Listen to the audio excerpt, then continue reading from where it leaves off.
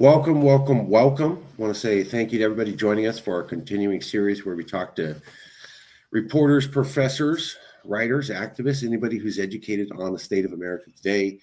And we cover the division in America as it develops. With us today is Jeremy Zogby from Zogby Polling.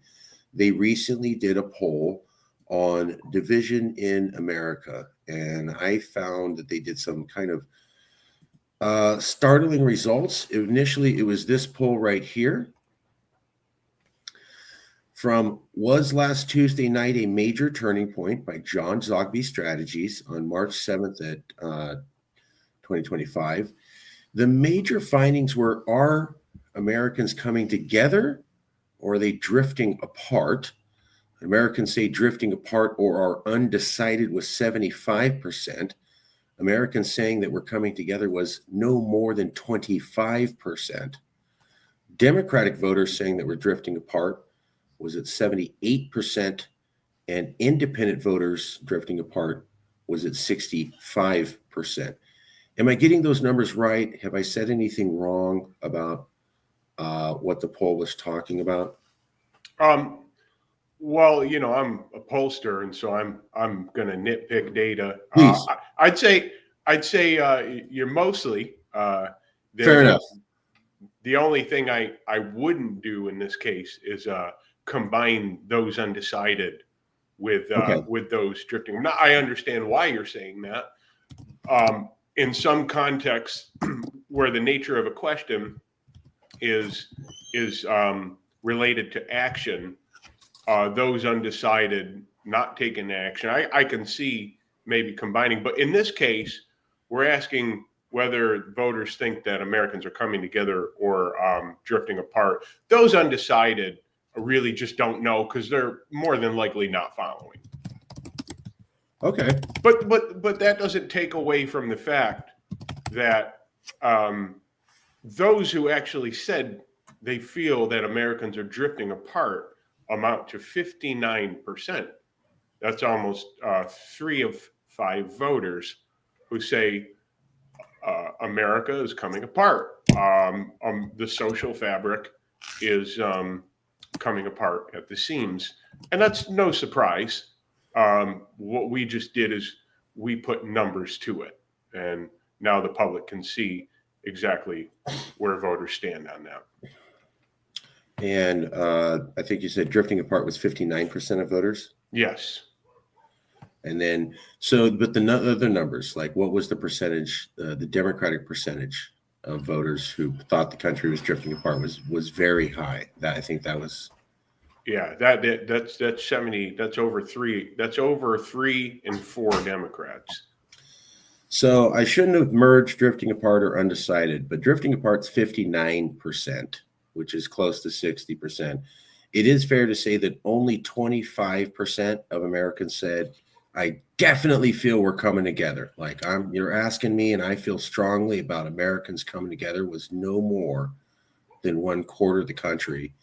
And it was fair to say that damn near 80% of Democrats feel that America's drifting apart. Is that fair to say? Oh, no, that's what the numbers are showing.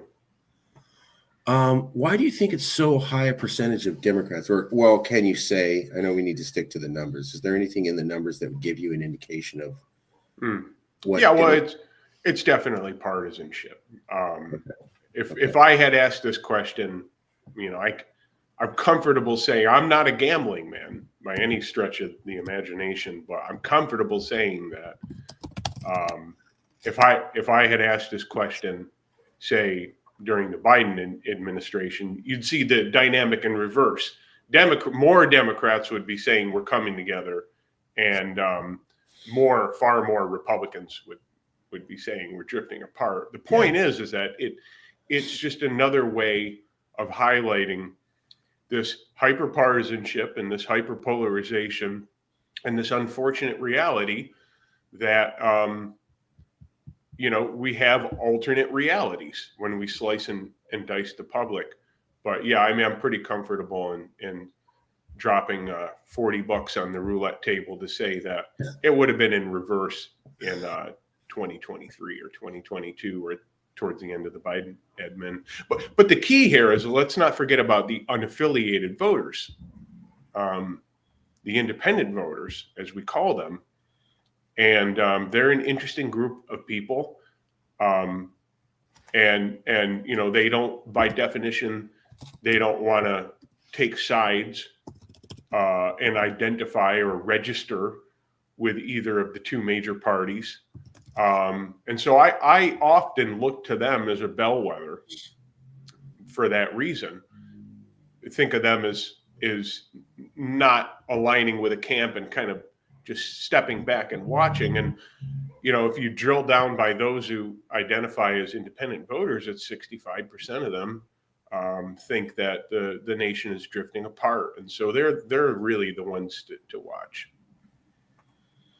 Does that strike you, that startle you, bother you, find that any cause for concern that we're looking at independent voters? We're not looking at people who are saying that I'm a Republican or a hardcore Democrat, and a clear majority of people who said, I don't want to be aligned with either party for whatever reason, have said that I view the country as drifting apart. Thoughts, feelings on why that group is saying that? Yeah, I mean, we have to go back to the nature of their independence. We've always had independent voters, but in this context of, where we're at in 2025 and say, looking at the last 5 years, I understand why independent voters don't want to associate with either party. But to get back to your point, is it concerning?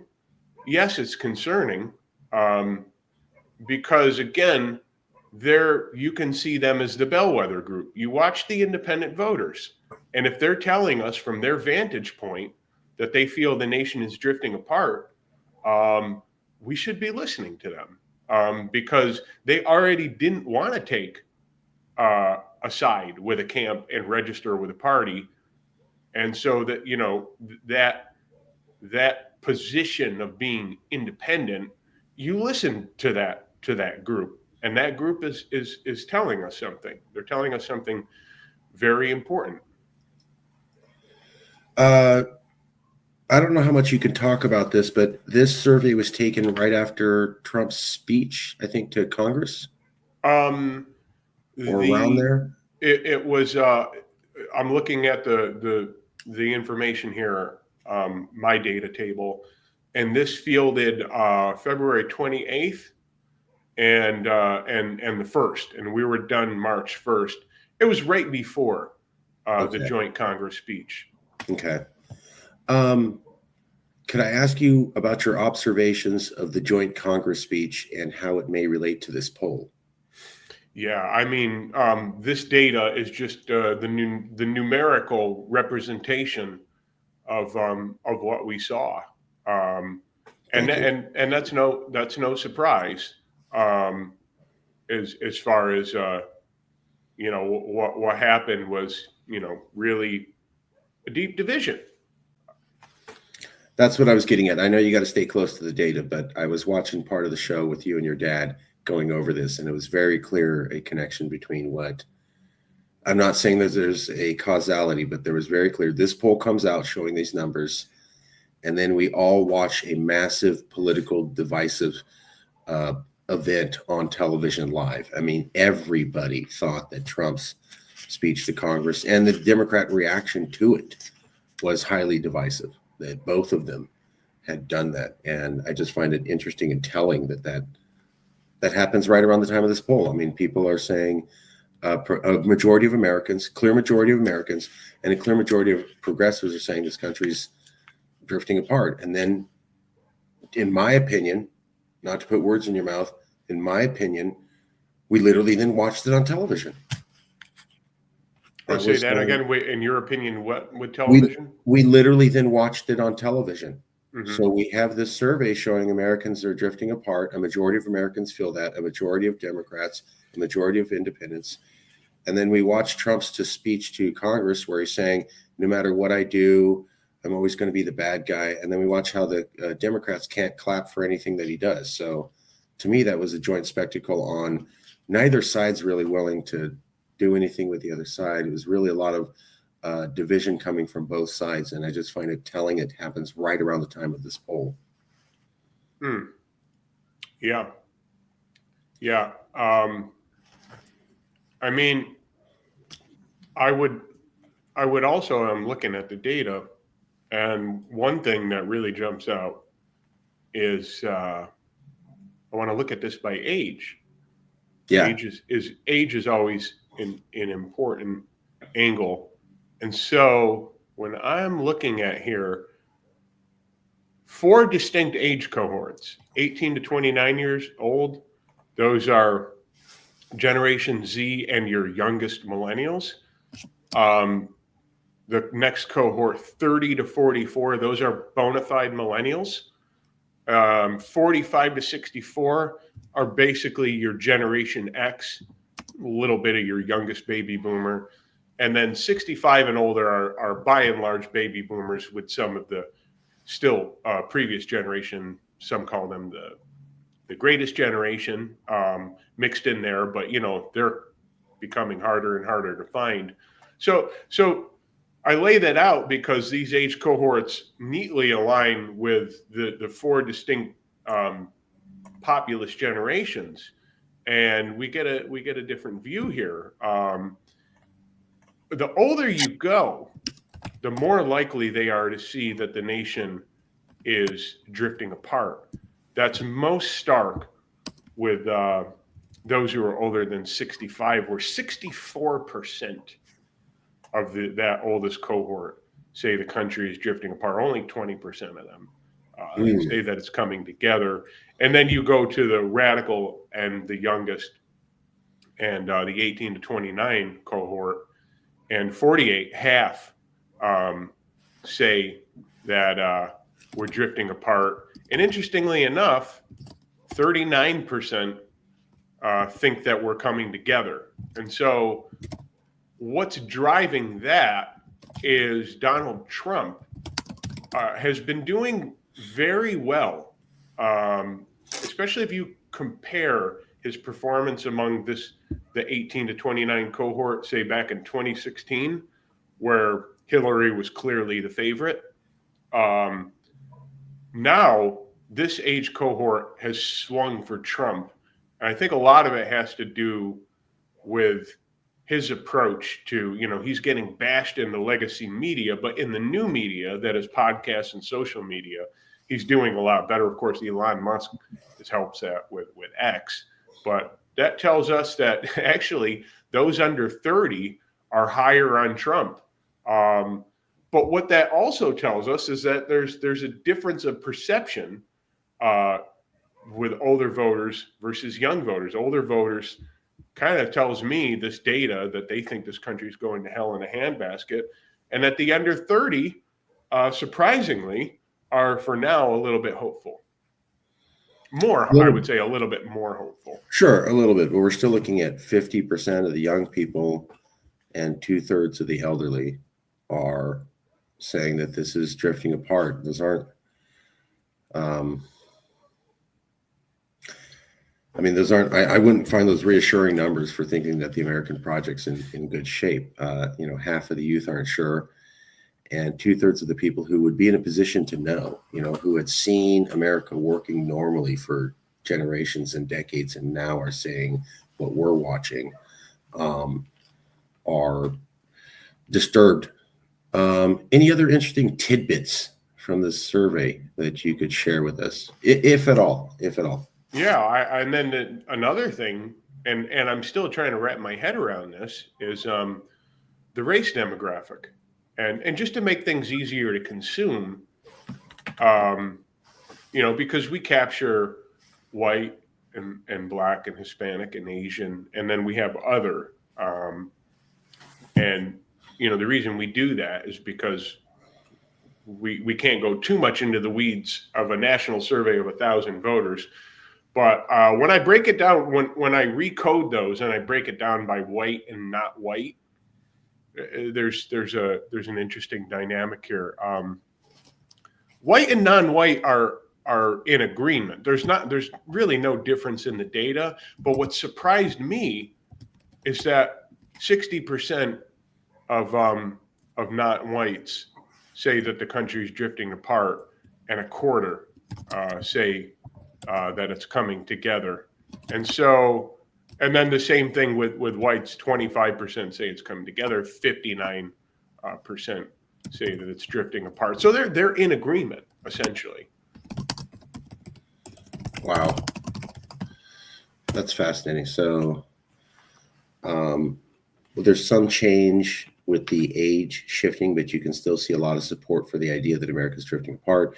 And then when we look at the racial dynamics, sometimes you can get a wide variety of opinions on that. But with this, I think you're saying we're looking at roughly about 2/3 of whites and 2/3 of non-whites saying roughly that the country's drifting apart. And they seem to be at least clear majorities of white and non-white people are in the drifting apart camp. Is that fair? Yeah, they're locked in agreement.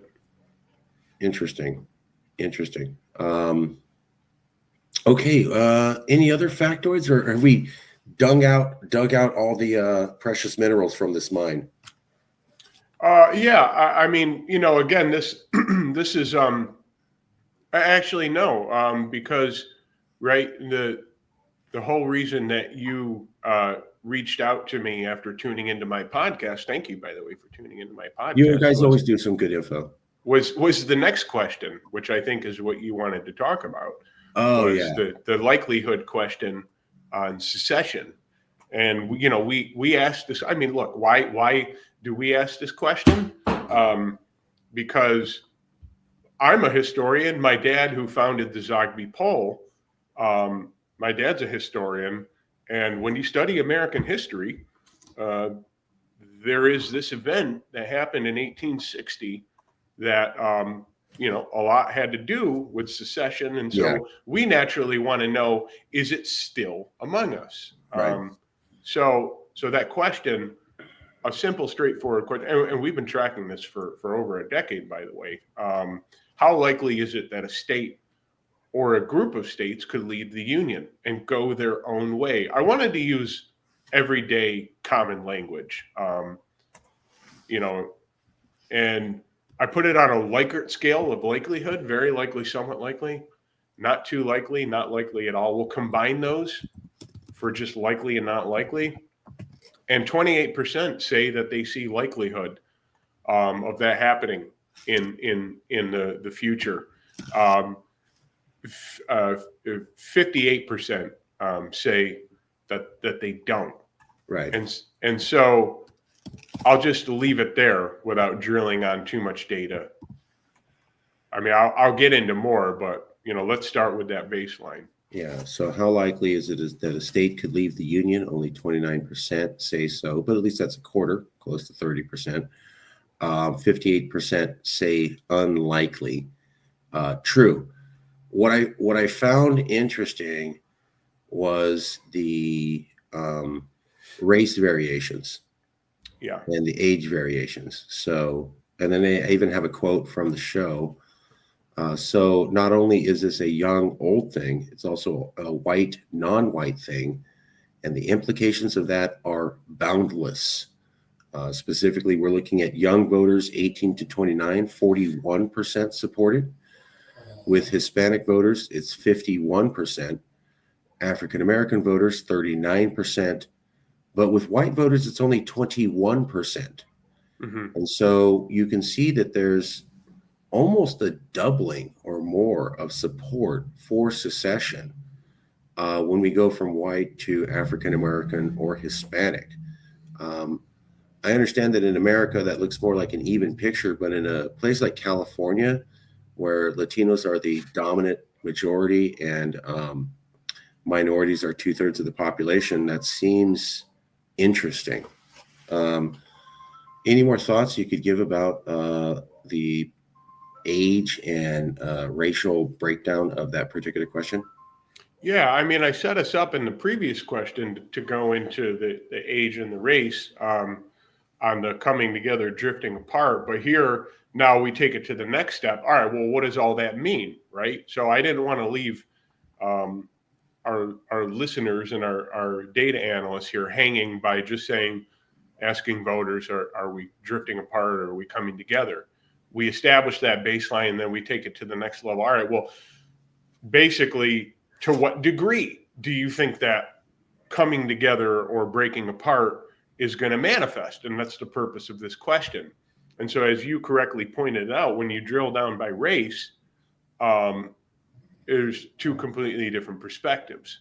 The Hispanic 51% said that they think, and again, this isn't a question of support. This is just a question of, what's their gut sense? Do they think there's a likelihood to happen here or not?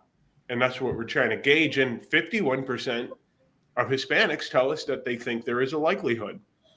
As you correctly pointed out, 21% white, and then almost 40% black. Now, what does that mean? It could very well be tied to the experience of being a minority in this country, a minority in sociologically, a minority, I mean, also statistically, but, my question is, are they a bellwether for this sentiment? And what does that mean? Now, because I only asked these two questions, this begs further investigation. And so I can't really dive too much into the insight and analysis, but something tells me that herein lies the answer, looking at the race demographic on this particular question and exploring why it is Hispanic and African Americans have a notably, and I don't put that term lightly, notably higher sentiment, or not sentiment, but sense of likelihood as compared to whites that such an event could take place. Yeah, it is striking. And, when we look at this number, how likely is it a state could leave the union? It's 29% across the nation, right? And 58% across the nation. But as we know, each state's different. So certain states like Iowa, Kentucky, Montana, Wyoming might have a much higher Caucasian population. Mm-hmm. And then there might be places like Hawaii and California that might have a much lower Caucasian population. Mm-hmm. Going by these numbers, it could be a sizable swing of support or belief that secession could be likelihood depending on the state. I mean, looking at these numbers, I'm not expecting Iowa to have the same support for secession that a place like California would. California is wildly diverse, whereas Iowa is not. And if we look at these numbers, so we're going to like 80, 90% of the population is Caucasian. You come over to California, it's like 32%, 35%. Going by these numbers, you could see a variation between a place that's super diverse like California and a place that's not very diverse like Midwest America for belief that secession could happen. Am I wildly off base with that? No, I mean, this is a national poll, which is basically you could think of it more or less as an average of the 50 states or a statistical representation. But what if we were to conduct a 50 state poll? Oh, there would be a fluctuation, right. And I don't know what that would look like. Right. I do know that historically there have been some movements. I mean, of course, what's going on in Idaho now, what's going on in Illinois now. I've seen over the years the sentiment pop up in places like New Hampshire. Of course, there seems to be a hotbed of activity of it in the state of California. I know that because of you. And so, yeah. So I'm curious to look at political party identification. And again, that's not to say that's going to tell you what the numbers in Hawaii or California would be. I wouldn't know. But what jumps out at me is that here's something that all three parties agree on. It's 32% among Democrats who say that there's a likelihood. It's 26% among Republicans who say there's a likelihood. And it's 25% among independents. There is an alignment across the three parties, almost identical numbers. You could say identical numbers, actually, across the party identification. So we've gone from a basic question, a directional question, to something I'd say of the next level of substance, and that's what we find. Wow. So there is unity across the parties. Among a quarter of them each on a sense that they think this could happen. Now, this is much different than we've asked variations of the secession question in the past. We've asked actual, where do you stand on it? Do you think it's justifiable? Do you think it should, do you think a state should have that freedom, or do you think that there should be a military intervention to stop it? I've asked that exact question, and if I recall, when I asked that 3 years ago, 38% agreed that a state had the right. It was actually, that was back in 2020, so it was about 5 years ago now. I will revisit that question at some point, because I'd like to know if it's moved. That's the interesting thing to see is it seems obvious that America's drifting apart, or the polarization's there. At least the majority of people seem to see it. A massive amount of people were criticizing both the Democrats and the Republicans for the Trump speech and the reaction on both sides. So are we going to see that translated into, I guess you would call, action? Are people just going to be upset and say that things are falling apart? Or do they actually start drifting towards new categories of thought that they wouldn't have had before? So you go back 10 years ago, secession's a radical idea. Is 10 years from now in the future, is it much more germane? Is there a wider percent of the population that supports that as an option because they don't see America working out anymore? That's the question for me. Who knows what the future holds, right? But where do these trends go? I think both you and I are asking that question. Like, where does this go? It's not looking so great. What does the future hold? Is it hold steady, or do these numbers break and go in wildly different region amounts? Does the amount of support for secession's the only way out start increasing? Does the amount of Americans who think that we're drifting apart go up even higher? I mean, it's in the 2/3 range now. What if it gets up to the 90% range? That'd be really scary. So where does this go? Right. I don't think we know. I guess I'm just conjecturing. So, yeah, I don't know. But I don't see hyperpolarization for the time being. I don't see it being ratcheted down. That I'm comfortable in saying. I think we would all agree on that. I'm reading about Illinois. The other thing is, again, this is the historian in me. There's different degrees of this phenomenon of secession. There can be an outright state saying we're leaving. Of course, one has to wonder what are the consequences of that. But there seems to be this trend that's emerging where counties are getting together and saying, hey, this state, like I think this is happening right now in Idaho. I was reading about it a year ago that the western counties, Oregon, the eastern counties of Oregon wanted to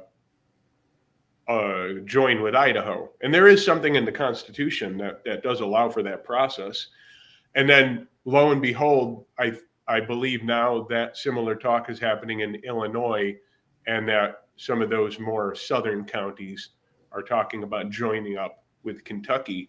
And so, we saw a little bit of a prelude to this in another trend during COVID, where people were voting with their feet, and that they were saying, I'm in New Jersey, I'm in New York, I'm in California, wherever, and I'm looking for a different quality of life for a number of reasons. It was taxation, it could have been mandates, whatever, and they were going to greener pastures, what they believed are greener pastures for a variety of reasons. And so, what we've got here is maybe a reordering, reorganization, and shuffling. And that's no surprise. When the pressure cooker increases with pressure, public's going to react. And Americans are practical and proactive people. And so we can expect there to be a response. Still not exactly clear what that is, but it's definitely worth something that to track and to pay attention to. We'll leave it there because we don't want to get too far off from the data. So this was a snapshot of where we are now. I find it concerning. I think anybody in America should look at these numbers and go, whoa, that's concerning. Leave it there. Don't want to interpret too far, but you can clearly see there's some age differences. There's some race differences, but there's also some points where people seem to come together across parties. I think we were looking at the roughly a quarter of everybody, Republican, Democrat, or independent, thinks likelihood of secession. And in general, how likely is the state could leave the union is 29%. That's only a third, 58% are against that. But, white and non-white in agreement, 60% of whites say drifting apart, 60% of non-whites say drifting apart, 59% of whites say drifting apart. So these are the numbers to watch. Where does this go? If I could just jump in and just clarify again, I think everybody's clear. Oh, your audio cut out. Hold on. Sorry. Oh, there we go. These aren't, just to clarify, these aren't questions of agreement or what folks desire or don't desire. These are what they expect to happen. Right. And so on the one hand, a strong vast majority do not expect it. We have a pretty sizable minority who do expect it based on what they're experiencing in the political landscape right now. Just the race thing keeps coming back to me, and the age thing.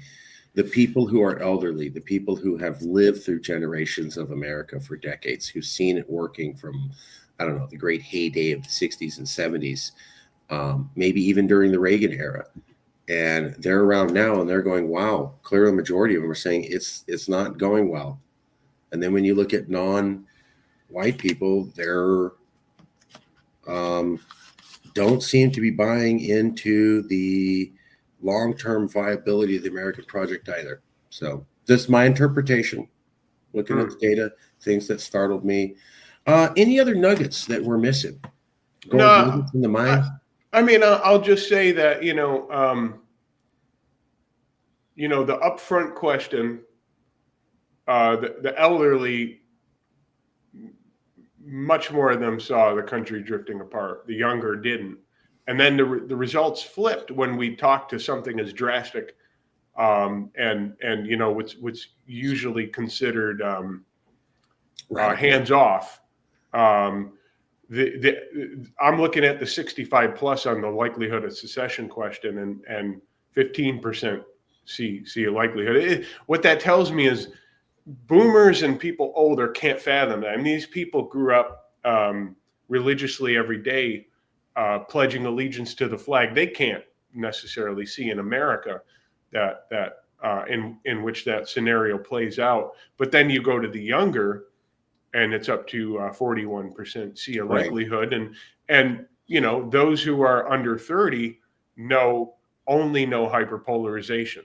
So that's just me kind of really diving in and providing insight to what this all means. Startling. Okay, we'll leave it there. Thank you for your time. I really appreciate this snapshot. I think it provides a lot of education to people on where we're going. And in addition to the other interviews on political division, I think it continues to tell the story. So I'd like to have you back in the future with more interesting polls. Everybody should watch Hold on, let me get rid of this. Watch the Zogby interview show. So it's John Zogby Strategies.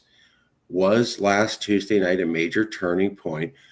Jeremy, tell people where they could find you and your dad and the show, or where they could watch on YouTube. Well, thank you for that opportunity. We were, for the longest time, our podcast was called Real and Unscripted, because that's what it was. We didn't really do any prep because we're always so immersed in the events and the data.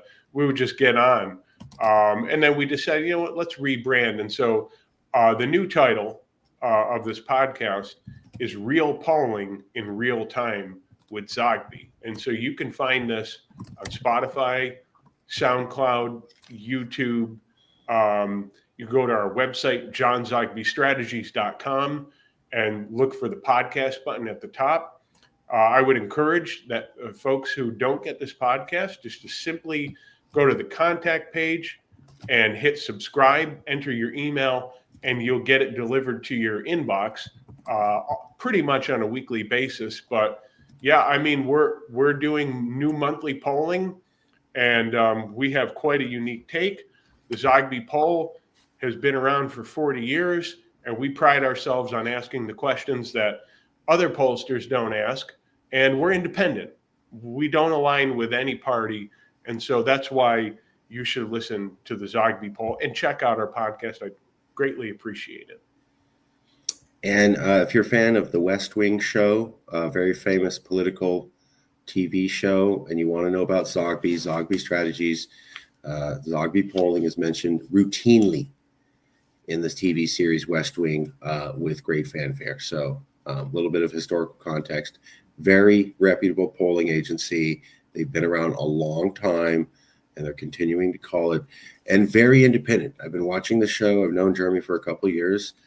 They do their own polls, and then they take their own stance on it, and they're not really concerned what other groups are doing, because they go, well, we think we know what polling is, and this is what we're going to do. So I love that. And then if you watch the YouTube show, you can really see a breakdown of the poll. So a lot of people who do polls, they'll release what's called the bylines, and it's a series of numbers and data.